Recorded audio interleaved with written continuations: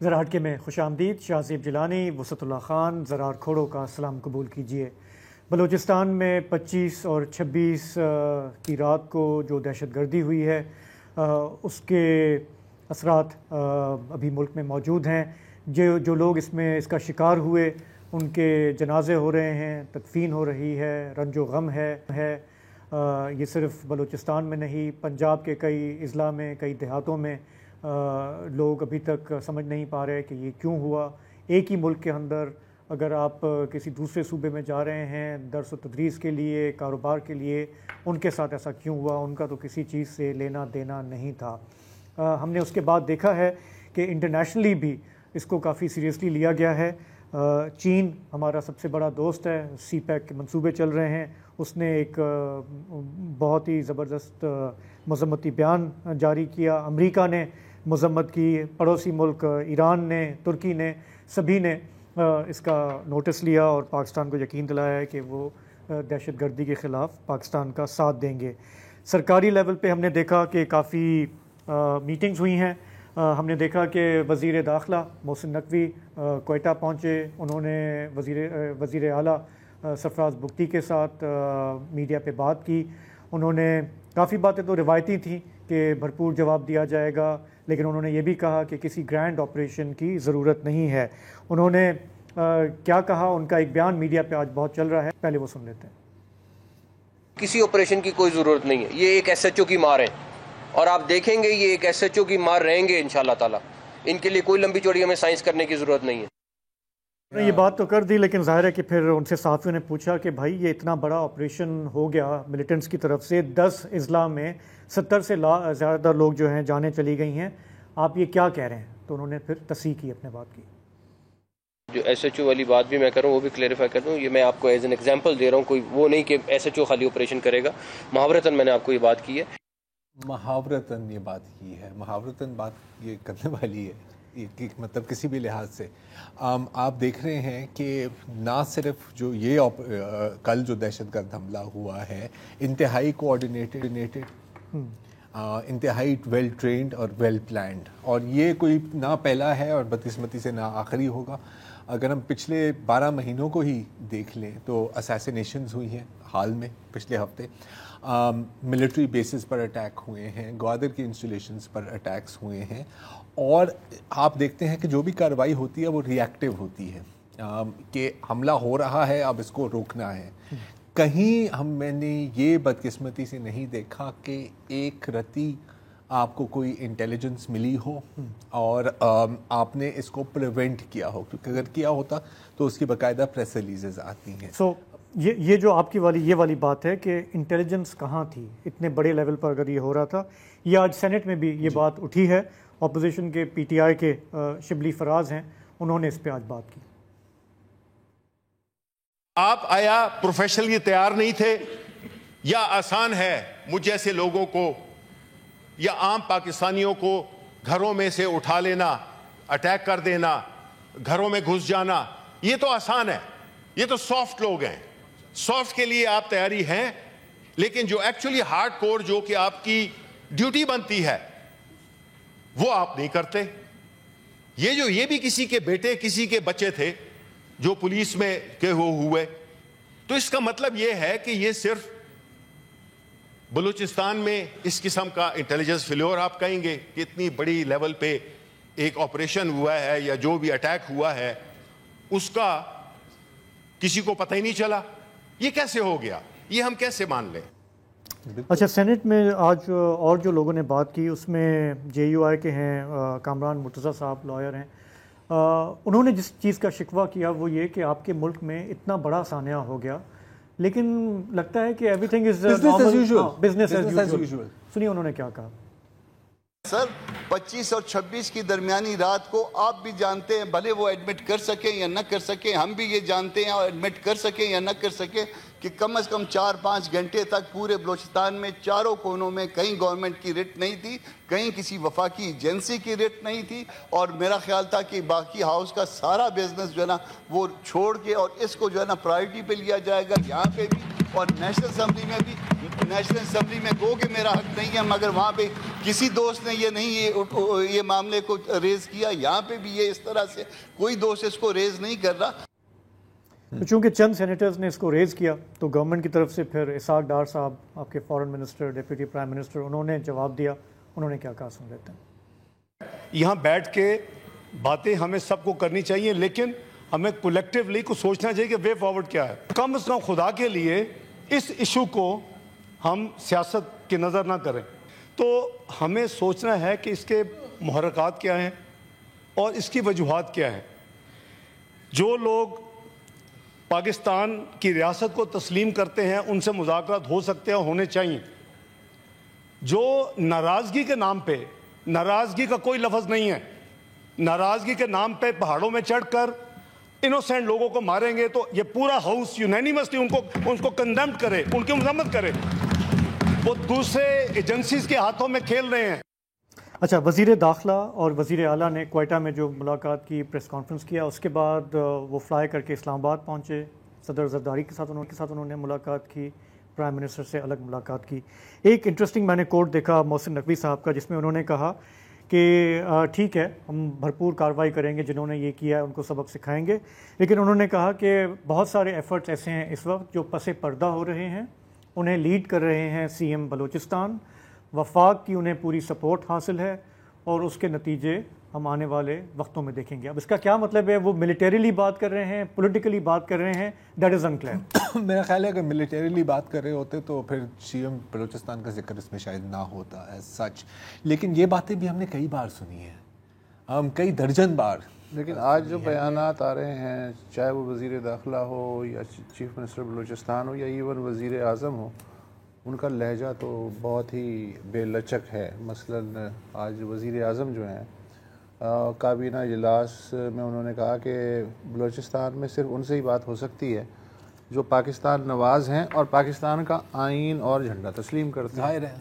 یار اگر وہ پاکستان کا آئین اور جھنڈا تسلیم کرتے ہیں اور پاکستان نواز بھی ہیں تو ان سے آپ بات کیا کریں گے؟ وہ تو آلریڈی رائٹ آپ پہ ایمان لائے ہوئے ہیں نا. پھر آگے کہا کہ وہ لوگ جو دوستی کے پردے میں دشمن ہیں، اب ان سے نہ رعایت برتی جا سکتی ہے نہ بات چیت ہو سکتی ہے. اب یہ کون ہے دوستی کے پردے میں دشمن؟ میرا دھیان ظاہر ہے بی ایل اے کی طرف تو نہیں جائے گا، وہ کھلے دشمن ہیں. باقی جو تنظیمیں ہیں وہ بھی ہیں. تو یہ اشارہ کس طرف ہے؟ یہ بلوچ یکجہتی کمیٹی کی طرف ہے، حقد و تحریک کی طرف ہے، پشتون موومنٹ کی طرف ہے، کس کی طرف ہے؟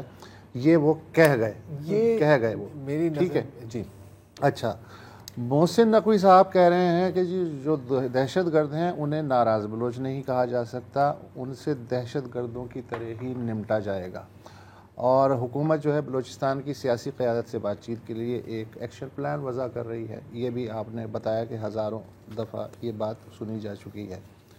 ایمفیسس یہ تھا کہ چیف منسٹر آف بلوچستان کو اپنی سیکیورٹی فورسز کو جو مضبوط کرنے کے لیے یا ہم سے جو بھی امداد چاہیے، سیکیورٹی کا لفظ استعمال کیا بار بار، وہ ہم 100% ان پہ دیں گے. تو اپروچ ہے یہ. میرا کہنا یہ ہے کہ سیکیورٹی فورسز کو مضبوط کرنا چاہیے، اس لیے کہ جو لوگ اس آربٹ سے نکل گئے ہیں ان سے طاقت وہ استعمال کریں. آپ طاقت کے ذریعے نمٹیں، کوئی مسئلہ نہیں ہے، بالکل ایسا ہونا چاہیے. لیکن کیا مسئلہ یہی ہے؟ اسحاق ڈار جو ہیں وہ ڈپٹی پرائم منسٹر بھی ہیں ماشاءاللہ، وزیر خارجہ بھی ہیں. ان کی تقریر سن کے مجھے تو ایسے ہی لگا کہ ہمیشہ کی طرح جو ہماری ٹاپ لیڈرشپ ہے، کیا اس نے بلوچستان کا جغرافیہ، اس کی ثقافت، اس کے لوگ کبھی پڑھا بھی ہے؟ کوئٹہ کے علاوہ بھی کہیں وہ باہر گئے؟ ورنہ وہ اس طرح کی بات نہ کرتے. اچھا، عام آدمی جو ہے جہاں کے کتا مر رہا ہے کنویں میں، اس کی کوئی بات نہیں کر رہا. آپ چاہتے ہیں کہ ٹیررسٹ ایلینیٹ ہوں، یہی گول ہے نا آپ کا، دہشت گرد ایلینیٹ ہوں اور سوسائٹی آپ کے ساتھ آئے. اور مگر آبادی کو آپ کیسے ساتھ لے کے چل سکتے ہیں پھر اگر آپ کو ایلینیٹ کرنا ہے ٹیررسٹوں کو؟ سٹیک ہولڈر کیا آپ نے انہیں بنایا ہے کسی بھی چیز میں؟ اور آغاز حقوق بلوچستان بڑا اچھا، واہ واہ واہ واہ سب ہے. ہم نے جی اتنی ساری سڑکیں بنا دی, ہم جی بندرگاہیں بنا رہے ہیں, ہم نے تعلیم کے لیے یہ بجٹ دیا ہے. کبھی آپ نے پلٹ کے دیکھا کہ وہ جو بلینز آف روپیز آپ نے سینکشن کیے ہر سال, وہ کہاں خرچ ہوئے, کس نے خرچ کیے, کبھی کوئی آڈٹ ہوا, کس کس کی جیب میں گئے؟ ہم نے تو بڑے بڑے افسانے سنے ہیں کہ فلانے گھر پہ چھاپا مارا گیا. سیکریٹری لیول کے گھر سے اگر 700 ملین روپے نکل رہے ہیں صرف گھر سے, اور نیب والے گنتے گنتے تھک رہے ہیں, تو سوچئے کہ پھر اوپر کا جو ہے سلسلہ. اچھا وہ ظاہر ہے ان کے آپ نے ایک ویسٹڈ انٹرسٹ ڈیولپ کر لیے ہیں, وہ آپ کا ساتھ دیں گے, لیکن کیا وہ جینون قیادت ہیں؟ اور جینون قیادت کے ساتھ آپ نے کیا کیا؟ ایوب خان کے زمانے میں ایک نواب تھے, مجھے بدقسمتی سے نام یاد نہیں رہا, ان کو پہاڑوں پہ چڑھ گئے, انہیں قرآن کا واسطہ دے کے اتارا گیا کہ ہم آپ سے بات کر رہے ہیں, کچھ نہیں ہوگا. وہ آئے, ان کے بیٹوں کو پھانسی ہو گئی.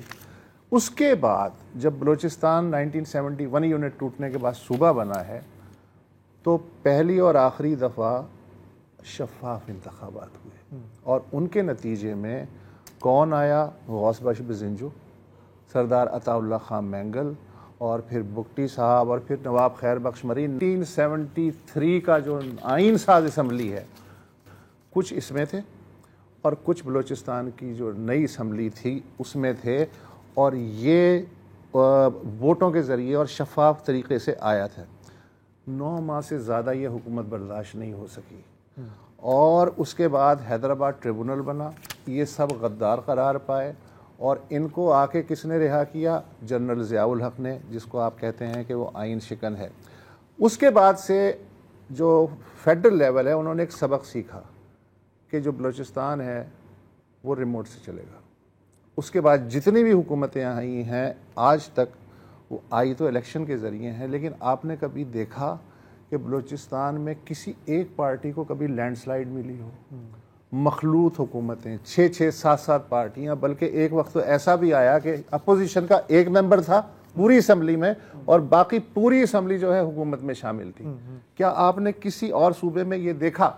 اچھا جب انہیں آپ وسائل دیں گے, سب دیں گے ترقی کے نام پہ, تو آپ پھر یہ بھی تو پوچھیں کہ بھائی انہوں نے کیا کیا. ابھی تم ایک ریسرچ کر رہے تھے, ذرا وہی بتا دو. نوٹس آئی ہاں, ایک بہت ایک تفصیلی خبر ہے, میں اس کے صرف کچھ بلٹ پوائنٹ دے دیتا ہوں کہ تربت بلیدہ ایک روڈ بننا تھا. تقریباً جو فاصلہ ہے وہ 29 کلومیٹر کا ہے, لیکن اس وقت گھنٹہ لگتا ہے پہنچنے میں کیونکہ روڈ ختم ہے.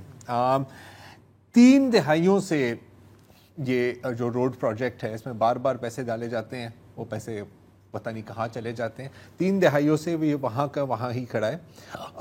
کئی بار اس کی افتتاح بھی ہوئی ہے, سابق chief of army staff general Qamar Javed Bajwa نے بھی کی تھی. بلوچستان اسمبلی نے ایک بار پھر تقریباً 40 ملین اپروو کیے ہیں, یہ ہر سال تقریباً اپروو ہوتے رہتے ہیں, لیکن وہ نہیں بنا. اور ایک ہے مراد بی بی صاحبہ, جو وہاں کی ایک بزرگ رہنے والی ہیں بلیدہ کا, انہوں نے کہا کہ جی اگر میں نے اپنے بچوں کو بول دیا کہ اگر میں بیمار ہو جاؤں تو مجھے تربت شہر یا کہیں اور نہ لے جاؤ, مجھے آرام سے اپنے گھر میں ہی مرنے دو, کیونکہ اس روڈ پر جانا ہی میری موت ہوگی. تو یہ ہے. اچھا اب اس میں ظاہر ہے کہ اور بھی باتیں آتی ہیں. کئی بار وہاں پر لیبر پر حملے بھی ہوئے ہیں ملیٹنٹس کی طرف سے. دس از آلسو اے ریالٹی. جب ہم بات کرتے ہیں, اور آج کے دور میں جب ہم بات کرتے ہیں ڈیولپمنٹ کا جو ماڈل رہا ہے وہ ایک الگ بات ہے, لیکن ہم دیکھتے ہیں کہ اس پر بھی حملے ہوتے ہیں تاکہ وہاں پہ کوئی ترقی ہو بھی نہ سکے, تاکہ لوگ ایلینیٹ. ہاں یہ ہے سارے. اچھا تو یہ جی سوشل اور اکنامک انڈیکیٹرز دیکھ لیں, اس کا ٹیررزم سے کوئی تعلق نہیں ہے. پنجاب, جب بھی سروے آپ کریں کہ ایجوکیشن, پنجاب میں سب سے زیادہ آبادی کے لحاظ سے بھی سب سے زیادہ صوبہ, تعلیمی لحاظ سے بھی سب سے زیادہ ڈیولپ صوبہ ہے. اس کے بعد خیبر پختونخوا کا نام لیا جاتا ہے, پھر سندھ کا نام لیا جاتا ہے, پھر بلوچستان کا نام لیا جاتا ہے. لوگوں تک انفراسٹرکچر یا سہولتیں پہنچانا, پہلے Punjab, Khyber Pakhtunkhwa, Sindh, Balochistan. Quality of life, Punjab, Khyber Pakhtunkhwa, Sindh, Balochistan. روزگاری کے مواقع, پنجاب, خیبر پختونخوا, سندھ, بلوچستان. یار 1 کروڑ 1.25 کروڑ کی آبادی ہے ماشاءاللہ. جس صوبے کی سب سے زیادہ آبادی ہے, دوسرے نمبر پہ جو سندھ صوبہ ہے اس کی آبادی ہے, پھر خیبر پختونخوا کی ہے, ان کے انڈیکیٹرز تو جا رہے ہیں اوپر ہے. اور جس کی سب سے کم آبادی ہے اور جس کے پاس قدرتی وسائل بھی ہیں, اگر اس کے انڈیکیٹر ہر چیز میں نیچے ہی جا رہے ہیں باوجود کہ ان کو ان کی آبادی کے تناسب سے زیادہ بجٹ دیا جا رہا ہے, ان سے خصوصی سلوک کیا جا رہا ہے, تو یہ جو بے پیندے کی بالٹی ہے اس کا پیندہ کہاں ہے, کس کے پاس ہے؟ اچھا, میرا سوال اس سے یہ ہے. وسط صاحب ہمیں یہ بھی تو دیکھنا ہوگا نا کہ وہاں کا جو ٹرین ہے, جو اسپارسلی پاپولیٹڈ اتنا آپ کا صوبہ ہے, جیسے آج یہ وزیر اعلیٰ بلوچستان کے کہہ رہے تھے کہ دیکھیں 4000 کلومیٹر ہماری سڑکیں ہیں, ہم کہاں پہ ہم پولیس کھڑی کریں گے؟ نہیں کر سکتے. یہ لوگ جو پہاڑوں میں ہوتے ہیں یہ تو ایک سنسان جگہ ڈھونڈتے ہیں, آدھے گھنٹے کے لیے وہاں پہ کھڑے ہو جاتے ہیں, کوئی بھی بس آ رہی ہے کچھ آ رہی ہے یہ اپنی کارروائی کر کے واپس پہاڑوں پہ چڑھ جاتے ہیں. مطلب ان کا ایک, میں اس کو یہ نہیں کہہ رہا کہ یہ ان کی ایک ایکسپلینیشن ہے یا جواز ہے یا ایکسکیوز ہے, لیکن ایک گراؤنڈ ریالٹی ہے کہ اتنے بڑے صوبے کو جس کی سرحدیں افغانستان سے ملتی ہیں, سمندر سے ملتی ہیں, ایران سے ملتی ہیں, وہاں پہ آپ صرف سیکیورٹی کے اس سے تو آپ نہیں دیکھ سکتے اس کو. اگر بلوچستان کے ساتھ یہ جو آپ نے شروع میں بات کی یہ مسٹرسٹ نہ ہوتا, وہاں کی جو بھی ٹرائبل سٹرکچر ہے, وہاں کے لیڈرز ہیں, ان کو کنسسٹنٹلی آپ انڈرمائن نہیں کرتے, وہاں کے جو منرل ریچز میں آپ ان کو ساتھ لے کے چلتے, حصے داری دیتے, برابری کا تھوڑا سا رکھتے, تو شاید یہ ڈیپریویشن اتنی زیادہ نہ ہوتی ابھی جو بالکل رچ بس گئی ہے وہاں کے لوگوں میں. جب بھی آپ جائیں تو آپ کو ایک ڈیپ سینس ملتا ہے جو جنریشنل ہے. جغرافیہ آپ نے بہت اہم بات کی, لیکن جغرافی کی سزا وہاں کے آدمی کو تو نہیں دی جا سکتی, اس کے لیے کوئی نہ کوئی تو نکالا جا سکتا ہے. اچھا, جب آپ ہبز بناتے ہیں کہ جی یہاں روزگار ملے گا, مثلا کراچی کے بارے میں کہا جاتا ہے کہ چونکہ روزگار کے مواقع یہاں سب سے زیادہ ہیں پورے ملک سے, یہاں لوگ آتے ہیں, بات سمجھ میں آتی ہے. جب آپ بلوچستان میں 3 یا 4 ہب بنائیں گے اور وہااں جو تعلیم کی بیس پہ جو ایک کلاس ڈیولپ کریں گے اور اس سے کہیں گے کہ یار ادھر تمہارے پر یہ مواقع ہیں, تو وہ خود بخود وہ جو اسکیٹرڈ پنا ہے وہ رفتہ رفتہ 2-3 نسلوں میں ختم ہوتا چل جائے گا. لیکن سوال یہ ہے کہ ابتدا تو کریں. اچھا, اگر میں ون لائنر, میں اپنی اس کے بعد ختم کر دوں گا, ون لائنر میرا یہ ہے کہ پرابلم کا ایک حل تھا کہ ہونا یہ چاہیے تھا کہ آپ بلوچوں سے کہتے کہ وہ پالیسی بنائیں, ہم آپ کے ساتھ ڈسکس کریں گے اور ہم آپ کا ساتھ دیں گے. ٹھیک ہے, 77 سال سے ہو کیا رہا ہے کہ پالیسی ہم بنائیں گے, ساتھ آپ دیں, اور اس کا نتیجہ آپ دیکھ رہے ہیں کہ کیا. معاملات کو بگاڑنے میں بڑی محنت کی گئی ہے, اس میں کوئی شک نہیں ہے. آپ کی بات بھی صحیح ہے اباؤٹ جغرافی اور کتنا مشکل ہوتا ہے, لیکن اس کے ساتھ ساتھ پھر ہمیں یہ بھی دیکھنا چاہیے کہ اگر 100 روپے لگنے ہیں تو اس میں تقریباً 60-70 روپے یا تو ضائع ہوتے ہیں یا تو پھر کرپشن کی نظر ہوتے ہیں. اور ہمیں پتہ ہے کہ جو سسٹم آف پیٹرنیج ہے وہ اسی طرح چلتا ہے, یہ سسٹم سوٹ کرتا ہے, سوٹ کرتا تھا. اب میرا خیال ہے کہ تھوڑا سا چینج ہو گیا. آپ نے جو آغاز میں, شو کے آغاز میں بات کی نا شاہ زیب کے, جو ہوا ہے کل بلوچستان میں جو دہشت گرد کارروائیاں ہوئی ہیں, جو بے گناہ لوگ مارے گئے ہیں, اس کے اثرات ابھی تک مرتب ہیں. ایسا نہیں ہے. جو میرا خیال ہے کہ کامران صاحب نے جو بات کی وہ 100% درست ہے. کس کو پرواہ ہے؟ اب مطلب میڈیا میں وہی بات ہو رہی ہے, پی ٹی آئی کا جلسہ ہے, وہ بلا بلا بلا وہ باتیں چل رہی ہیں. جلسہ ہونا ہے سپٹمبر میں, بات آج سے ہو رہی ہے. ٹھیک ہے, گورنمنٹ لیول پر وہی جو میرا خیال ہے کہ کل مشاہد صاحب آپ کے پاس تھا, کنڈیم, کنڈول, کمپنسیٹ, وہ سلسلہ جاری ہے. اگر اس کے ساتھ کہیں مرتب ہیں تو ان علاقوں میں جہاں پر یہ حملے ہوئے ہیں اور ان بیچاروں کے گھروں میں جو پنجابی لیبرز اور جو باقی لوگ مارے گئے ہیں, جو کیا نائی تھے, مزدور تھے, ہاں اپنے 2 پیسے کمانے کے لیے آئے تھے تاکہ ان کے گھروں کو کچھ بنے, اب ان کے گھر کمائی نہیں, ان کی میت جائے گی, ان کی لاشیں جائیں گی. اثرات وہاں تک مرتب ہیں. گراؤنڈ پر ہم نے کیا دیکھا ہے, اب جو آپ نے ہسٹری بتا دی ہے, سارا بیک گراؤنڈ بتا دیا, گراؤنڈ پر ہم نے کیا دیکھا ہے, کمپلیٹ اینڈ اٹر انٹیلیجنس فیلئر. اور جو ان ساری چیزوں کے ساتھ جڑا ہوا ہے, وہ کیسے, ایک وقفہ لیتے ہیں تو پھر اس پہ تھوڑی سی بات کرتے ہیں.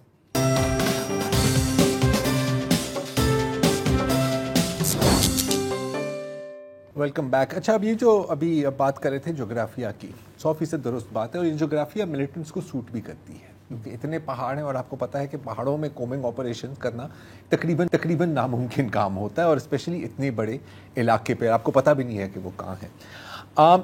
اور یہ بھی سرفراز بگٹی صاحب کی بات درست ہے کہ اگر وہ کسی ویران علاقے میں آ کے ایک چیک پوائنٹ سیٹ اپ کر دیتے ہیں بسوں کو گولی کا، وہاں پہ کیا کرو گے؟ اگر آپ نے وہاں پہ پولیس کا ناکہ بھی کھڑا کیا ہوتا وہ ناکے کو تباہ کر لیں گے سب سے پہلے، اور لوگ مزید لوگ شہید ہوں گے. لیکن یہ جو آپ نے دیکھا ہے، ہم نے جو سب نے دیکھا ہے کل اور اس سے پہلے پچھلے سال 2 سال میں، جس طرح آپ دیکھ رہے ہیں کہ the sophistication of attacks is increasing, coordination of attacks is increasing.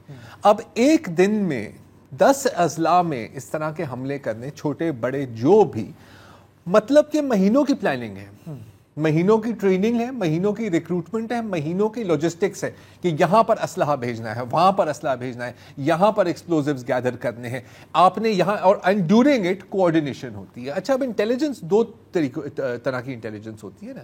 ایک ہوتی ہے جس کو کہتے ہیں سگنلز انٹیلیجنس، کہ آپ نے کسی کا فون کال انٹرسیپٹ کر لیا، آپ نے مطلب سیٹلائٹ سے کامز والی. زیادہ اہم ہوتی ہے human intelligence on the ground. ٹھیک ہے. اچھا ہیومن انٹیلیجنس کی بھی مختلف قسمیں ہوتی ہیں. جو سب سے مشکل ہوتا ہے کہ آپ کے اپنے بندے ہوں یا آپ نے کسی ملیٹنٹ کو آپ نے فلپ کر دیا ہو، ٹرن کر دیا ہو، وہ اب آپ کو انفارمیشن پرووائڈ کر رہا ہے. یہاں پر ظاہر ہے کہ ایسا کچھ نہیں ہے.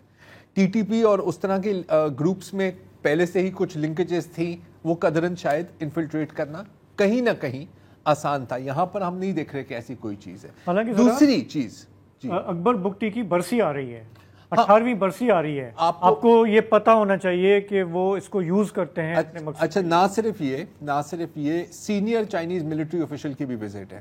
آپ کو پتا ہے کہ ایک سمبولک موقع ہوتا ہے، سمبولک موقعوں پہ زیادہ چانسز ہوتا ہے. یہاں پر ڈبل سمبلزم ہے، اکبر بگٹی کی برسی اور چائنیز ملٹری لیڈرشپ کی وزٹ. آپ کو امبیرس کرنا ہے، چائنیز کو بھی میسج دینا ہے، دونوں چیزوں میں یہ کامیاب ثابت ہوئے ہیں.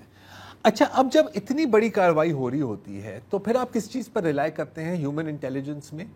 کہ کوئی نہ کوئی سویلین پاپولیشن کے اندر کوئی نہ کوئی پاکٹ ہونی چاہیے جو آپ کو انفارمیشن دلا دے. اچھا انفارمیشن بھی کس طرح کی؟ یہ نہیں کہ جی میں جانتا ہوں یہ ہونے والا ہے، کہ یار وہاں پر ہم نے موومنٹ دیکھی ہے، یا یہاں پر ہم نے رات کے وقت نا اس گھر میں ہم نے دیکھا ہے کہ بہت لوگوں کا آنا جانا ہوتا ہے. This is the local intelligence network. 0. اور نہ صرف اس حملے میں، پچھلے کئی حملے آپ لے لیں، کوئی آپ کو لوکل انفارمیشن اس طرح کی نہیں ملی. اس کی صرف آپ ایک ہی نتیجہ نکال سکتے ہیں کہ اس کا مطلب ہے کہ ریاست اور عوام کے بیچ میں جو بھی تعلق ہے دونوں ایک دوسرے سے ایلینیٹڈ، کمپلیٹلی ایلینیٹڈ. اچھا ایلینیشن کو کاؤنٹر کرنے کے لیے جو آپ نے ریموٹ کنٹرول کی بات کی، ماضی میں کیا، میں مختصراً بتاؤں گا. پہلے ایک ہوتا تھا کہ یار سرداروں کو سیٹ کر لو، ٹھیک ہے، وہ نیچے سنبھال لیں گے. وہ دن گئے، وہ ریموٹ کنٹرول ہو گیا آؤٹ ڈیٹڈ. اب مڈل کلاس کے ہاتھ میں اڑا دیا نا، وہ چیز ختم ہے. جیسے بھی ہوا مڈل کلاس لیڈرشپ آ گئی ہے اور اس میں بھی خواتین ہراول. اچھا پھر ایک تھی کہ یار پھر آپ ایک انٹرمیڈیری لائیں ریاست اور عوام کے بیچ. اچھا یہ نہیں ہے جو لوگ اکثر سمجھتے ہیں کہ جی آپ جسٹیفائی کر رہے ہیں کہ جو محرومیت ہے اس سے لوگ قتل ہو رہے ہیں. نہیں، جو بی ایل اے اور بی ایل ایف ہے وہ ریڈیمیبل نہیں ہے. جس طرح ہم کہتے ہیں کہ تحریک طالبان کے ساتھ آپ نیگوشیٹ نہیں کر سکتے، بالکل آپ ان کے ساتھ نہیں نیگوشیٹ کر سکتے. بات ہوتی ہے آئسولیٹ کرنے کی، جیسے آپ نے کی. وہ آپ کیسے کر سکتے ہیں جب آپ کے اور ریاست اور عوام کے بیچ میں کوئی انٹرمیڈیری نہیں ہے. ایک انٹرمیڈیری ہو سکتے تھے جو بلوچستان کی نیشنلسٹ پارٹیز تھی، ٹھیک ہے، بی این پی ہو گئی وغیرہ وغیرہ، نیشنل پارٹی ہو گئی، جن کا ایک رابطہ رہا ہے اور کچھ حد تک ابھی بھی فری ہینڈ ہی نہیں دیا. اچھا میرا خیال ہے کہ اب وہ بھی خاصی طور پر ایریلیونٹ ہو گئے ہیں. دیکھیں ہم تینوں کا چانس رہا ہے، آپ کا زیادہ، مجھے تھوڑا سا کم، کہ ہم کہیں بلوچستان میں وزٹ کریں. کوئٹہ ہو گیا، گوادر لٹریری فیسٹیول ہو گیا، بیوٹیمز میں باتیں ہوئی ہیں، اور مجھے پتا ہے کہ وہ ایک مخصوص طبقے سے ہم مل رہے ہیں وہاں پر. لیکن آپ دیکھتے ہیں کہ شعور بہت ہے پرٹیکولرلی بلوچستان کی مڈل کلاس، بلوچستان کی اسٹوڈنٹس میں. اب ان کی نظریں کہاں ہیں؟ ان کی نظریں شاید بی این پی کی طرف نہیں ہیں، ان کی نظریں شاید نیشنل پارٹی کی طرف نہیں ہیں، ان کی نظریں پارٹیوں کی طرف ہی نہیں ہیں، ان کی نظریں ہیں موومنٹس کی طرف. جیسے بلوچستان گوادر میں ہم نے اس کا آغاز دیکھا حق دو تحریک سے. حال میں ہم نے دیکھا ہے، اچھا پی ٹی ایم، پھر پی ٹی ایم کی طرف بھی ان کا ایک جھکاؤ ہے. حال میں ہم نے دیکھا ہے بی وائی سی، یکجہتی کاؤنسل کمیٹی. اچھا ان کے ساتھ آپ کی بات چیت نہیں ہے. اب ہو سکتا ہے کہ جیسے کہ آئرلینڈ میں ایک آئی آر اے تھی اور پھر ان کی ایک حالانکہ برج بن سکتے تھے، پولیٹیکل آرگن تھی شن فین. اچھا ہو سکتا ہے, بالکل ہو سکتا ہے کہ جیسے D G I S P R نے بھی کہا تھا کہ جی یہ تو ان کا صرف فرنٹ فیس ہے, لیکن اگر فرنٹ فیس پولیٹیکل ہے تو آپ کو ایک انٹری پوائنٹ وہاں ملتا ہے. اس کا مطلب بات کرنا چاہتے ہیں, کرنا چاہتے ہیں, یا اگر یہ صرف ڈھونگ ہے تو بات کرنے سے ہی وہ ڈھونگ ایکسپوز ہوگا نا. اس طرح تو نہیں ہوگا کہ آپ نے بالکل ہی کٹ آف کر دیا یا ایسے کر دیا. آپ چانس دیں, اگر آپ نے ان کو ایکسپوز ہی کرنا ہے کہ یار suppose let's assume for the sake of argument کہ یہ بالکل ان کا پولیٹیکل آرگن ہے, تو انگیج کر کے ہی آپ کو یہ پتہ لگے گا نا. وہ سیاسی ذہن ہو تو وہ سیاسی ذہن ہو تو, سیاسی ذہن جب نہیں ہے اب دیکھیں, اور آپ نے یہ ہے کہ آپ نے ان کے جائز ناجائز تمام مطالبات آپ نے کہا کہ یہ فورن فنڈڈ ہیں, تو پھر ختم ہو گئی نا. وہی میں کہہ رہا ہوں. دیکھیں اگین اس وقت آپ کی انٹیریئر سیکیورٹی کا بھی وہی حال ہے جو آپ کی کرکٹ ٹیم کا ہے. دونوں ایک ہی شخص کے ہاتھوں میں ہے ایک طرح سے. کرکٹ میں بات کر رہے ہیں آپ کے آرٹیفیشل انٹیلیجنس کے ذریعے چیمپئنز ٹرافی کی ٹیم سلیکٹ کی جائے گی. آرٹیفیشل کو جاؤ پھینکو کچرے میں, کچھ انٹیلیجنس استعمال کر.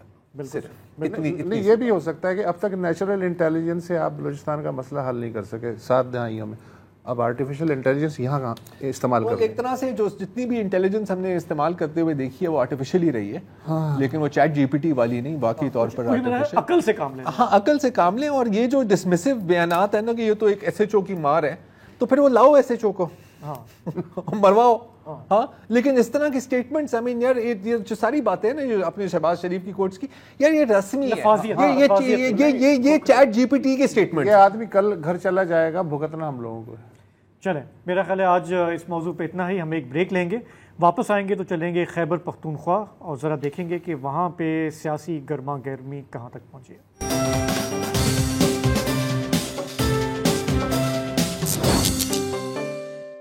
آپ جانتے ہیں کہ پچھلے ہفتے پی ٹی آئی نے ایک جلسہ رکھا ہوا تھا 22 اگست کو, جسے عین موقع پہ منسوخ کیا گیا. کیوں منسوخ ہوا, کیسے منسوخ ہوا, اس حوالے سے بہت ساری چہمگوئیاں چینلوں پر چلتی رہی ہیں. لیکن ایک بات واضح ہے کہ یہ جو منسوخی کا فیصلہ تھا لاسٹ منٹ پہ, اس سے پارٹی کے اندر کافی بے چینی ہوئی اور پھر انگلیاں اٹھنے لگیں, الزام تراشی ہوئی کہ یہ کیوں ہوا, کیسے ہوا. خیبر پختونخوا جہاں پی ٹی آئی کی پچھلے 11 سال سے حکومت ہے, وہاں پر کافی گروپنگ سامنے آ رہی ہے, لابنگ سامنے آ رہی ہے. وہاں پر گنڈا پور سرکار کے ظاہر ہے کہ کچھ حامی ہیں, کچھ مخالف ہیں, کچھ لوگوں کی سیکنگز ہوئی ہیں وہاں پہ. وہاں پہ کیا پک رہا ہے؟ ہم نے یہ بھی دیکھا کہ علیمہ خان, عمران خان صاحب کی بہن, وہ بھی وہاں گئیں, کچھ ورکروں سے ملاقات کی, اور وہاں پہ بھی کافی شکایتیں سامنے آ رہی ہیں, کچھ کرپشن کی باتیں ہیں, کچھ اور باتیں ہیں. تو ذرا سا یہ سمجھتے ہیں کہ وہاں پہ کیا چل رہا ہے. ہمیں پشاور سے سینئر صحافی محمود جان جوائن کر رہے ہیں. محمود جان, پی ٹی آئی کے اندر جو تھوڑی سی اکھاڑ پچھاڑ نظر آ رہی ہے, محمود جان ذرا بتائیے گا کیا ہو کیا رہا ہے خیبر پختونخوا میں اس حوالے سے؟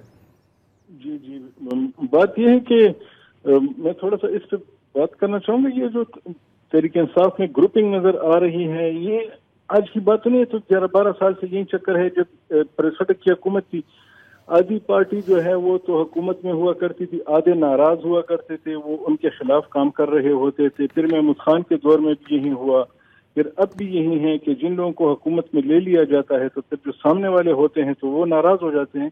تو یہ ایک کلچر ہے. یہ میرے خیال میں بس اب اس کو گروپ بندی سے زیادہ اب یہ ایکسیپٹ کرنا چاہیے کہ یہ ان کا ایک کلچر ہے یہاں پہ, اور یہ باقی پارٹیوں سے مختلف ہے. اچھا, ایک اس میں ایک ٹویسٹ آیا نا, علیمہ خان نے جو دورہ کیا ہے حالیہ, ہم دیکھ رہے ہیں کہ اس پہ بہت چہمگوئیاں ہو رہی ہیں کہ کیا وہ باضابطہ طور پر سیاست میں آ رہی ہیں, وہ کوئی اہم ذمہ داری سنبھالیں گی, کیونکہ اس وقت آپ کو پتہ ہے کہ اندر بہت شکوک و شبہات ہیں, آپس میں الزام تراشی ہے کہ فلاں خان کے ساتھ سنسیئر نہیں ہے, فلاں اسٹیبلشمنٹ کے ساتھ ملا ہوا ہے. تو اس لیے شاید یہ بات ابھر کے سامنے آ رہی ہے کہ بہن اور اہلیہ سے زیادہ سنسیئر اور قریب تو کوئی ہو نہیں سکتا.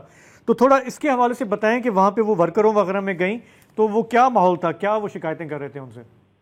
جی دیکھیں, شکایتیں تو وہی لوگ کر رہے تھے جو بھی آتا ہے تو اس سے وہ شکایتیں کرتے ہیں. تو عمران خان اگر خود بھی ہوتے تو ان سے بھی یہی شکایتیں ہوتی, یہ آئی ہیں ان سے بھی یہی ہیں. اگر کوئی اور بھی باہر سے آتا ہے تو وہ جو شکایتیں ہوتی وہ علیمہ خان سے بھی کی گئی. اور لیکن ایک بات ہے کہ ان کے اس دورے کو یہاں پشاور میں اتنا زیادہ سنجیدہ نہیں لیا گیا, نہ اس سے کوئی اتنا بڑا فرق پڑا ہے جس سے میں یہ کہوں کہ یہاں کی سیاست میں کوئی ہلچل پیدا ہوئی ہے. جن لوگوں کے پاس اختیار تھا, جن لوگوں کے پاس پارٹی تھی, جن کے پاس حکومت تھی وہ اس کے مقابلے میں کچھ کمزور ہو گئے ہیں کیونکہ علیمہ خان آ گئی ہے. نہیں, علی امین گنڈاپور کے پاس پارٹی بھی تھی اور علی امین گنڈاپور کے پاس حکومت بھی تھی, وہ دونوں اب بھی اس کے پاس ہیں. اور جب وہ پرسوں اڈیالہ جیل میں بانی چیئرمین سے مل کے آئے تو وہ مزید با اختیار ہو کے آئے اور کل شاید گئے تھے. تو جب وہ آئے تو انہوں نے یہاں پہ اپنی مرضی کے جن لوگوں کو وہ ہٹانا چاہتے تھے انہیں نہ صرف پارٹی کے عہدوں سے ہٹا دیا بلکہ انہوں نے کابینہ میں بھی رد و بدل کیا, اور انہوں نے یہ تاثر دینے کی کوشش کی ہے کہ اس وقت پارٹی کے اگر سب سے زیادہ کوئی جن کے بارے میں یہ ہے کہ وہ لائل ہو سکتے ہیں اور وہ اچھی پلاننگ کرتے ہیں اور پارٹی کو بھی چلا سکتے ہیں اور حکومت کو بھی چلا سکتے ہیں تو علی امین گنڈاپور ہو سکتے ہیں. تو ایسے میں میرے خیال میں جن لوگوں نے علی امین گنڈاپور یا کسی اور کی شکایتیں لگائی ہوں گی علیمہ خان کو تو اس سے کچھ فرق نہیں پڑا. ابھی بھی میرے خیال میں سارا کا سارا اختیار جو ہے وہ یہاں پہ ایک ہی شخص کے پاس ہے, اور باقی جو لوگ ہیں تو وہ الگ الگ ٹولیوں میں پھر رہے ہیں لیکن وہ ان کو پارٹی نہیں کہا جا سکتا. پارٹی اگر آپ یہاں کسی کو کہہ سکتے ہیں تو وہ علی امین گنڈاپور کو آپ کہہ سکتے ہیں. تو مطلب کہ محمود جان صاحب یہ تو بزنس ایز یوزولی ہوئی نا, پھر اس میں کوئی بڑی بات نہیں ہوئی. اب میں آپ سے ایک اور سوال پوچھنا چاہ رہا ہوں کہ یہ جو ابھی اور اگین جیسے آپ کہہ رہے تھے وسعت تبادلوں کا سلسلہ تو جاری رہتا ہے, تقرری تبادلے کوئی مسئلہ نہیں ہے. تو یہ جو ابھی عاطف خان صاحب کو ریپلیس کیا گیا ہے محمد عاصم خان سے اور جو شیر ارباب صاحب کو عہدے سے ہٹایا گیا ہے, یہ بھی روٹین ہی ہے, نارمل ہے, یا اس کے پیچھے کچھ اور مسئلے چل رہے ہیں؟ کیونکہ کچھ یہ جو شکیل خان صاحب آپ نے جو ابھی کیبنٹ کی بات کی اس کو ہٹایا ہے تو شاید وہ کچھ کہا جا رہا ہے کہ کوئی اس کو سپورٹ کرتے ہیں کوئی ان کو نہیں سپورٹ کرتے. تو اگر آپ تھوڑی سی کلیئر کر دیں ہمارے لیے کہ یہاں پہ ہوا کیا ہے. میں یہ سمجھتا ہوں کہ پارٹی کے زیادہ بہتر یعنی اچھے تجربے کے حامل لوگوں کو ہٹا کے ان کے مقابلے میں سیکنڈ تھرڈ ٹیئر کے لوگوں کو لے کے آئے ہیں ان عہدوں پہ جو دونوں بہت اہم عہدے ہیں. ایک ریجن کے صدر کا عہدہ ہے اور ایک ضلع پشاور کے صدر کا عہدہ ہے. دونوں بہت ہی اہم ہیں. ریجن میں آپ کو معلوم ہے جو پشاور ریجن ہے تو اس میں سوابی, نوشہرہ, مردان, چرسدہ, پشاور یہ ساری جو چیزیں ہوتی ہیں تو ریجنز کے پی میں مختلف ریجنز کے صدور ہوتے ہیں. تو عاطف خان تھے, ان کی جگہ ضلع پشاور کے ماضی میں یہاں پہ وہ ڈسٹرکٹ ناظم رہے تھے ان کو لے کے آیا گیا ہے. تو عاطف خان جو ہے وہ پہلے آپ کو معلوم ہے وہ یہاں پہ وزیر اعلیٰ کے لیے کنسیڈر کیے جا رہے تھے. تو عاصم خان جو ہے وہ ان سے تجربے میں بھی کمزور ہے اور پوزیشن میں بھی ان کی اور ان کی سے بھی میرے خیال میں پارٹی میں اتنی زیادہ نہیں ہوگی. اور یہی کام شیر علی ارباب کے ساتھ بھی ہوا ہے کہ ان کے مقابلے میں یہاں پہ عرفان کو لے کے آیا گیا ہے. عرفان یہاں پہ ایک ہمارے شہر کے لیول کا ایک پہلے لیڈر سمجھا جاتا تھا لیکن پھر اس کی قربانیاں تھی, وہ کھڑا رہا پارٹی کے لوگوں کے کہنے کے مطابق 9 مئی کے بعد. تو اس کا اسٹیچر تھوڑا سا بڑا ہے لیکن پھر بھی وہ 2-3 بار رہنے والے MMA کے مقابلے میں ابھی وہ اتنا زیادہ تجربہ کار بھی نہیں ہے. اور میرا خیال ہے کہ لوگ بھی اسے اس طریقے سے ایکسیپٹ نہیں کریں گے جیسے کہ شیر علی ارباب کو کر رہے تھے. تو میرا خیال ہے کہ یہ اس میں بھی کوئی بات ہوگی شاید کہ زیادہ تجربے کے حامل لوگوں کی بجائے کم تجربے کے حامل لوگوں کو اور زیادہ نہ جانے والوں کو لے کے آیا جائے. تو اس سے بھی اگر کوئی مقاصد ہوں گے تو وہ بھی میرے خیال میں اس طریقے سے حل ہو جائیں گے. اور کابینہ میں بھی یہی ہے کہ جس کے پاس جو تھا تو کچھ لوگوں کو ہٹا کے یہ بتا دیا گیا ہے کہ وہ جو ایک خاتون بھی اس میں تھی جو ہٹایا گیا ہے کہ جو کہ بشرا بی بی کی بہت قریبی سمجھی جاتی ہے, مشال یوسفزئی, تو وہ اس کو بھی ہٹایا گیا. تو وہ کل یا آج میرے خیال میں خود بانی چیئرمین کے پاس گئی ہیں, انہوں نے شکایتیں بھی کی ہوں گی لیکن کسی کی شکایت کام نہیں آئی. اور علی امین گنڈاپور کے خلاف ابھی تک کسی کی بھی شکایت یہاں نہیں چل رہی بلکہ وہ جو بھی شکایت کرتا ہے وہ ہٹ جاتا ہے. تو یہ اس وقت یہاں پہ یہ صورتحال ہے. اور جہاں تک آپ کو کرپشن کی بات بتاؤں تو یہاں کے جو عام لوگ ہیں وہ میں آپ کو ایک بات بتاؤں, ایک جو انقلاب یہاں پہ آیا ہوا ہے وہ ماضی میں ان چیزوں کو مائنڈ کیا کرتے تھے, کرپشن کو, نااہلی کو, انکمپیٹنس کو. اب وہ ان لوگوں کے ساتھ وہ حساب کتاب نہیں کرتے, وہ بس کہتے ہیں یار ہم ان کو ووٹ دیا ہے تو بس یہ جو بھی ہے, کیونکہ اب ان کو شرم بھی آتی ہے کہ اگر وہ کیسے مانیں گے دنیا کے سامنے کہ یار ان کا انتخاب غلط تھا. تو وہ شرم ہی بالکل خاموش ہیں. تو ان سے کوئی ڈیمانڈ بھی نہیں کی جا رہی. پہلے ماضی میں یہ ہوتا تھا کوئی MNA یا MPA الیکٹ ہوتا تھا تو اس سے لوگ یہ توقع کرتے تھے وہ کوئی کام بھی کرے گا اور اس کو بھی اپنے آپ کو اکاؤنٹیبل سمجھتا تھا لوگوں کے سامنے. اب تو ہر کوئی کہتا ہے کہ بانی چیئرمین کی وجہ سے ووٹ ملا ہے اور پھر بھی ملے گا. تو کوئی کام بھی کسی کا نہیں ہو رہا اور کہیں بھی نہیں ہو رہا. اچھا مطلب گورننس کا یہ حال ہے لیکن پھر بھی لوگ ثابت قدم کھڑے ہیں ایک پارٹی کے ساتھ. یہ ووٹ دیا ہے تو بھگتنا تو ہے نا. اس وقت کرنسی یہ ہے کہ کون کھڑا ہوا ہے, یہ کرنسی ہے بیسیکلی. تو میں نے ہمیشہ کہا ہے کہ the key to happiness is low expectations. Mahmood جان بابر آپ کا بہت بہت شکریہ. دیکھیں یہ فائن نا وہاں بات کرنے کا تو آپ کو ایک پیک مل جاتی ہے کہ سینٹیمنٹ کیا ہے, ہو کیا رہا ہے. کیونکہ وہی ہے نا, وہ بندہ دور سے اگر باقی ہیڈ لائن دیکھ رہا ہو تو او ہو. اب آپ دیکھیں ہمارے چینلوں پہ صبح سے شام تک چل رہا ہے کہ علیمہ باجی کا ٹیک اوور ہونے والا ہے, موروثی سیاست واپس آ رہی ہے. انہوں نے کہا جی ان کو زیادہ کوئی خاص نہیں ڈالی, سب کچھ گنڈا پوری ہے یہاں پہ. چلیں یہ معاملہ ہو گیا کلیئر. ہم ایک بریک لیتے ہیں, واپس آئیں گے امریکہ چلو تو پھر بات کریں گے امریکہ کی سیاست کی, اور وہاں پہ بھی پی ٹی آئی والے ہمارے دوست موجود ہیں, دیکھیں گے کہ وہ وہاں کی سیاست میں کیا گل کھلا رہے ہیں.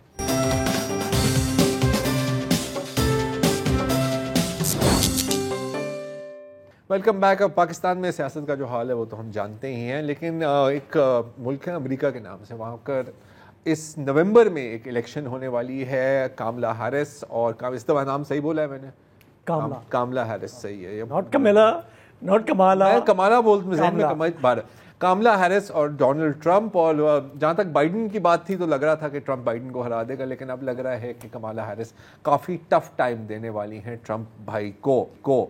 اچھا اب ظاہر ہے کہ امریکہ ایک میلٹنگ پاٹ ہے, ہر دنیا کے ہر ملک کے شہری وہاں پر بھی آتے ہیں, سٹیزن شپ لیتے ہیں, اور تقریباً جب اگر ہم پاکستانی نژاد امریکنوں کی بات کریں تو ان کی تعداد کہا جاتا ہے کہ تقریباً 6.5 لاکھ ہے کچھ اندازوں کے مطابق. کچھ لوگ کہتے ہیں کہ اس سے بھی بہت کئی گنا زیادہ ہے. کانسنٹریشن کی زیادہ New York City, New York State, Texas اور کیلیفورنیا میں ہے. اور ایک تصور ہمیشہ رہا ہے, کم از کم مجھے ہمیشہ یہی لگتا رہا ہے کہ وہاں کی لوکل پولیٹکس پر اتنی ان کی نظر نہیں ہے, پاکستان کی لوکل پولیٹکس پر زیادہ نظر رہتی ہے. کیا یہ بات تبدیل ہونے والی ہے؟ کیا آنے والے امریکن انتخابات میں پاکستانی امریکنز زیادہ تعداد میں ووٹ دیں گے, پولیٹیکل آرگنائزیشن کریں گے, اور اگر کریں گے تو کس پارٹی کے حق میں؟ یعنی اسی پر بات کرنے کے لیے آج ہم نے دعوت دی ہے انور الحق کو. بلوچستان کی بات ہو رہی ہے, آج تھوڑا سا ساؤنڈ سلو ہے میرا. انور اقبال صاحب کو, سوری انور, ہماری واشنگٹن میں بیورو چیف ہیں. انور ذرا بتائیں اس دفعہ آپ کو کیا پارٹیسپیشن لگ رہی ہے پاکستانی امریکنز کی ان دا اپ کمنگ الیکشنز؟ سب سے پہلی بات یہ ہے کہ ہماری جنریشن کے لوگ ضیاء الحق کو بھول نہیں پاتے. یہی ہے سر, سوری ٹھیک ہے. اچھا دیکھیں, اس دفعہ تو ذرا تھوڑا سا انٹرسٹ ہے. پہلے تو بالکل ہی انٹرسٹ نہیں ہوتا تھا, پتہ ہی نہیں لگتا تھا اگر آپ پاکستانی کسی ریسٹورانٹ میں بیٹھے ہوئے ہیں یا کسی ڈنر پہ گئے ہیں یا کہیں کوئی فنکشن ہے کمیونٹی کا, پتہ نہیں لگتا تھا کہ امریکہ میں الیکشن ہو رہے ہیں. اس دفعہ لوگ بات کر رہے ہیں, انٹرسٹ لے رہے ہیں, شاید ووٹ ڈالنے بھی جائیں. لیکن آپ یہ اندازہ لگا لیں کہ جیسے آپ نے کہا 50 کروڑ 55 کروڑ کے ملک میں اگر 1 ملین بھی آبادی ہے تو کتنی ہوئی. ٹھیک ہے نا, تو وہ تو ہمارا اس طرح سے نہیں ہے. ہاں کچھ علاقے ہیں, کچھ اسٹیٹس ہیں جو سوئنگ اسٹیٹس ہیں, ان میں ہم خود اکیلے تو کچھ نہیں کر سکتے, لیکن ساری مائنورٹیز کے ساتھ مل کے اگر ایک طرف ووٹ ڈالیں تو فرق پڑے گا. مشیگن میں مسلمان فرق ڈال سکتے ہیں, وہاں عربوں کی تعداد بہت زیادہ ہے. نیو یارک میں اس لیے نہیں فرق پڑے گا کہ نیو یارک جو ہے وہ ہے ڈیموکریٹک اسٹیٹ, کیلیفورنیا بھی ڈیموکریٹس کا ہے, وہاں بھی آپ ووٹ دینا جائیں کوئی فرق نہیں پڑے گا, وہ جیت جائیں گے. اچھا تو مسئلہ سارا ہے جیسے ورجینیا میں تھوڑا سا فرق ڈال سکتے کیونکہ ورجینیا سوئنگ اسٹیٹ ہے اور وہاں جو ہے نا آپ ناردرن ورجینیا میں کچھ آپ کی کنسنٹریشن ہے, تو آپ کو تھوڑا سا فائدہ ہو جائے گا اس کا. اچھا انور, اب ابھی حال میں ہم نے ڈی این سی میں دیکھا کہ جو انکمیٹڈ ڈیلیگیٹس ہیں اور جو زیادہ تر ڈیموکریٹک نیشنل کنونشن میں وہاں پر جو انکمیٹڈ ڈیلیگیٹس ہیں ڈیموکریٹ پارٹی کے, اور زیادہ تر ہم نے دیکھا ہے کہ یہ اینٹی پرو سیز فائر چاہتے ہیں کہ غزہ میں جنگ بندی ہو, اسرائیل کے خلاف کوئی ایکشن لیا جائے. ان کی آواز بالکل نہیں سنی گئی, ان کو اسٹیج پر بھی نہیں بلایا گیا, اس پر کافی تنقید بھی کی گئی ہے. پاکستانی امریکن کمیونٹی کے لیے فلسطین کا ایشو کتنا اہم ہے آپ کی نظر میں اس الیکشن میں؟ ہے, پاکستانیوں کے لیے بھی ہے, اور صرف مسلمانوں کے لیے نہیں.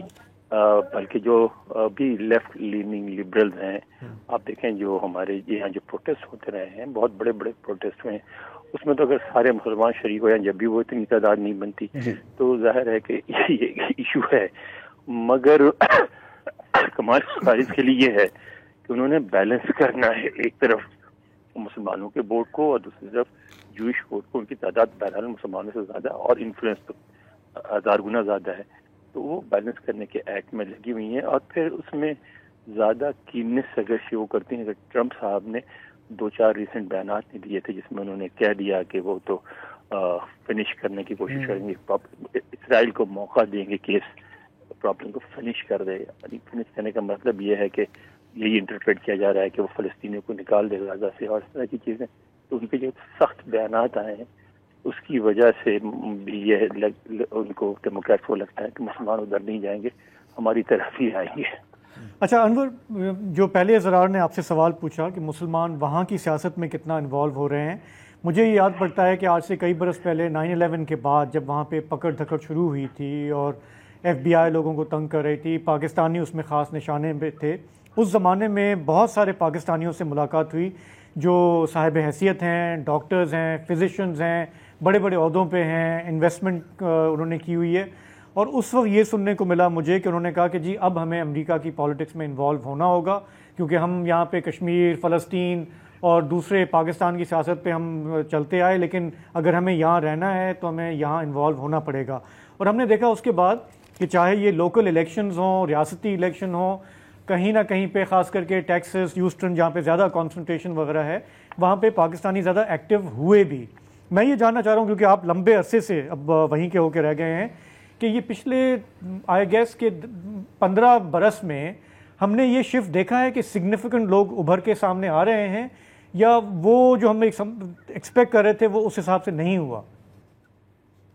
نہیں آ رہے ہیں. اس میں مسئلہ یہ ہے کہ ہمیں اس لیے بھی زیادہ نہیں فیل ہو رہا ہے. جو زیادہ ایکٹیو ہیں وہ سیکنڈ جنریشن کے ہیں. جو سیکنڈ جنریشن کے لوگ ہیں وہ جو فرسٹ جنریشن کے لوگوں کے ساتھ اتنا ملنا جلنا پسند نہیں کرتے، تو اس کی وجہ سے فرسٹ جنریشن کو فیل نہیں ہوتا. مثلا ایک تنظیم ہے یہاں بڑا خوبصورت انہوں نے نام رکھا ہے، انہوں نے جو ہوتا ہے نا کانٹیننٹل ڈرفٹ، تو انہوں نے تنظیم بنائی، اس کا نام رکھا ہے سب کانٹیننٹل ڈرفٹ. اور یہ پاکستان، بنگلہ دیش، انڈیا، سری لنکا، انڈین کم ایکٹیو میں، پاکستانی، بنگلہ دیش، سری لنکا والے زیادہ ایکٹیو ہیں.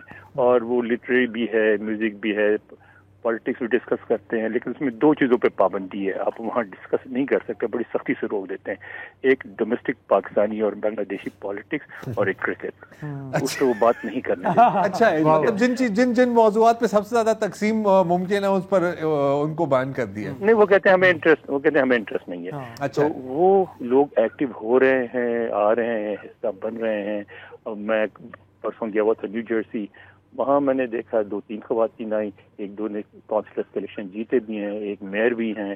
تو اس طرح ہو رہا ہے. اصل میں پاکستانیوں کو احساس ہوا، اور جو کہ الٹیمیٹلی یہی ہونا تھا کہ تعداد میں تو وہ نہیں ہے، تو ان کو وہی کرنا پڑے گا جو پیٹرن پہ چلنا پڑے گا جو جوز نے سیٹ اپ کیا، جو اب انڈینس کر رہے ہیں، کہ آپ اپنا انفلوئنس استعمال کریں. اور انفلوئنس استعمال کرنے کے لیے سب سے اہم چیز ہے، یہاں آپ کو پتہ ہے یہاں ہر سال الیکشن ہوتے ہیں. ایک تو کانگریس کے ہر 2 سال بعد ہوتے ہیں، اس کے علاوہ لوکل الیکشن ہے، اسٹیٹ الیکشن ہے، ہائی اسکول الیکشن یہاں بہت اہم ہوتا ہے. اسی کہ جیسے ہمارا جس کاؤنٹی میں رہتا ہوں اس کی آبادی صرف 12 لاکھ ہے، اور ہم صرف ہائی اسکول کا جو ہمارا بجٹ ہے اسکولوں کا وہ $3.2 بلین ہے. تو وہ بھی بہت اہم ہوتا ہے. تو اس میں بہت زیادہ اب ایکٹیو ہو رہے ہیں، اور میرا خیال ہے کہ انگلینڈ کی طرح 20-25 سال بعد آپ کو 2nd-3rd جنریشن پاکستانی جگہ جگہ نظر آئیں گے.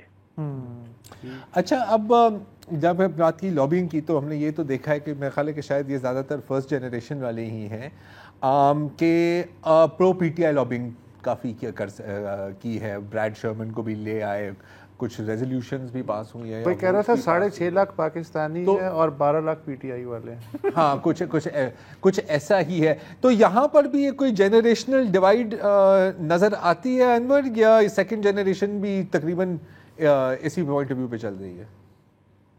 دیکھیں، کم از کم عمران خان کی حد تک ڈیوائڈ نہیں ہے، بلکہ شاید سیکنڈ جنریشن والے بھی اتنے ہی پسند کرتے ہیں، اس لیے کہ وہ ان کو پہلے سے وہ جانتے ہیں اسپورٹس آئیکن کے طور پر، ایک اسمارٹ گڈ لکنگ کے یہاں امریکہ میں رہنے والے جو سیکنڈ جنریشن کے کسی کے بھی لوگوں ان کے لیے یہ چیزیں بڑی میٹر کرتی ہیں. گڈ لکنگ ہے, اسمارٹ ہے, گوروں میں پاپولر ہے, تو وہ ان میں بھی پاپولر ہے عمران خان.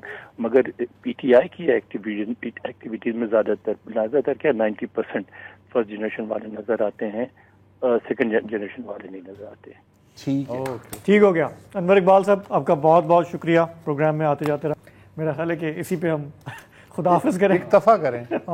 کل آپ سے پھر ملاقات ہوگی. خدا حافظ, شب بخیر.